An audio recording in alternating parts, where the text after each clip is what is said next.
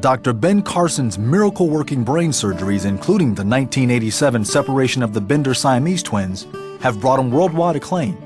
Yet this brilliant neurosurgeon was once at the bottom of his 5th grade class.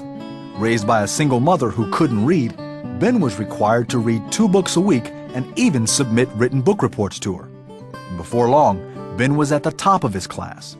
He received a scholarship to Yale, then at the age of 33, he was named Director of Pediatric Neurosurgery at Johns Hopkins Hospital. And today, he's a role model to millions. Well, please welcome back to the 700 Club the author of Take the Risk, a dear, dear friend, Ben Carson. So good to see you again. So good to be back again. God bless you. Take the Risk, your new book. You are a risk taker. You shouldn't be at Yale. You shouldn't be head of neurosurgery at Johns Hopkins, pediatric neurosurgery. How did it happen?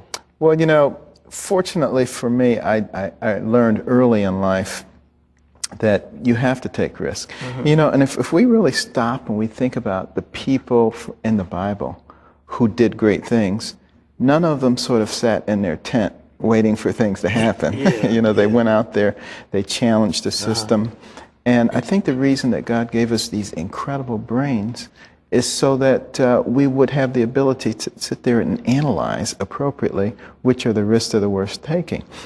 And I think the vast majority of people really never accomplish anything in life because they're afraid to take risk. There's another group of people who never accomplish anything because they take too many of the wrong risks, and they are always getting knocked back into the pond.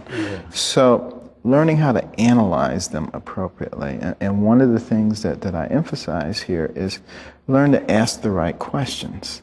You know, if you're getting ready to do something, say, what is the best thing that happens if I do this? What's the worst thing that happens if I do it? What's the best thing that happens if I don't do it? What's the worst thing that happens if I don't do it? And just by doing some preliminary question asking, you can eliminate those situations where you'll be saying, oh, why didn't I think of that?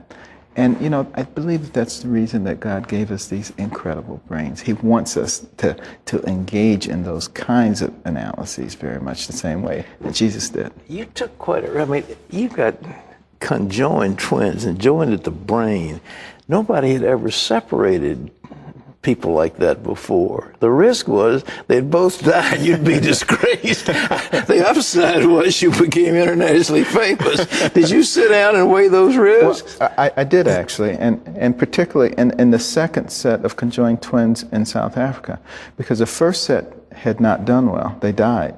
And it turns out they had a situation that was incompatible with life. One had all the heart function, one had all the kidney function. And as they grew, the one with the heart function couldn't support them both, so they were in a lot of trouble, and we had to emergently separate them. But it became apparent what the situation was, so they were going to die no matter what happened.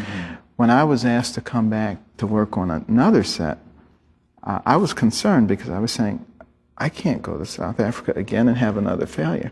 But I was thinking about me at that point, and I was thinking about the risk to me and to my reputation. And I said, wait a minute, take yourself out and put God in the center, and then ask the questions. And when I began to ask the questions without regard to my own personal reputation, it came out a very different way, and I felt I really had no choice but to go and to lead the team. And it turns out it was fantastically successful. And it really was the first case of complexly joined twins that not only survived but were neurologically intact. And how long were you operating the surgery? In that particular case, it was 28 hours. Stop it! You were there in the operating room for 28 hours? For 28 hours. And at one point during that surgery, the number of blood vessels were so many, and they were so engorged and entangled, and it appeared impossible. And we stopped the operation. We went into conference. I suggested maybe we could cover the area over with skin, come back and cut through, and they would have developed collaterals. But they said, we can't keep them alive. And we went back in there, and I just said, Lord, it's up to you. And it seems like I went into a zone, and we were able to get them separated. And when we finished, one of the twins opened his eyes and reached up for the tube. By the time we got to the ICU, the other one did the same thing. Within 2 days, they were extubated. Within 3 days, they were eating. Within 2 weeks, they were crawling. And now they're in the 5th grade doing perfectly fine. Praise God. Well, I just can't conceive of the delicate nature. I mean, were you somehow gifted by the Lord? I mean, all those veins, those nerves, all those various things you've got to.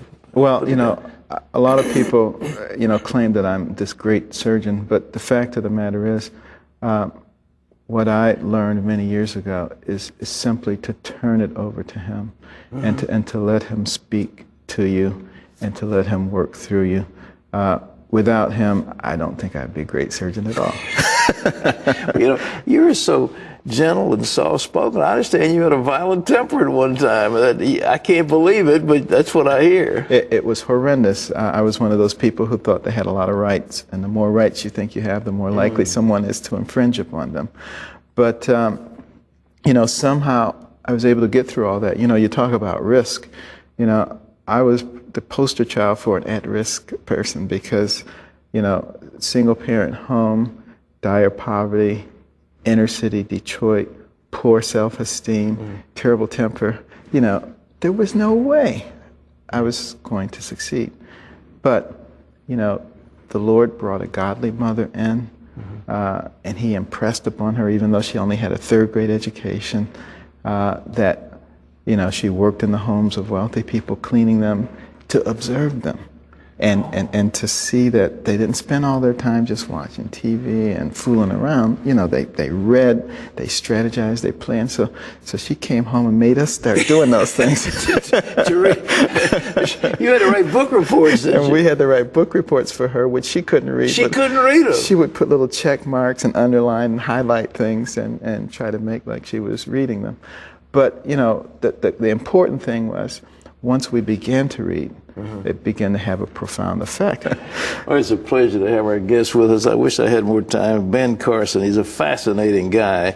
Take the risk. You don't want to miss this book that's already, without much publicity, selling like crazy. It's available on Amazon, wherever books are sold, I guess, around the country.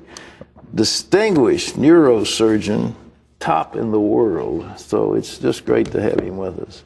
Well, thank you. It's always wonderful to be here. We love you. God bless you. All right, thank you. Dr. Ben Carson. We'll be back with more of the 700 Club after this.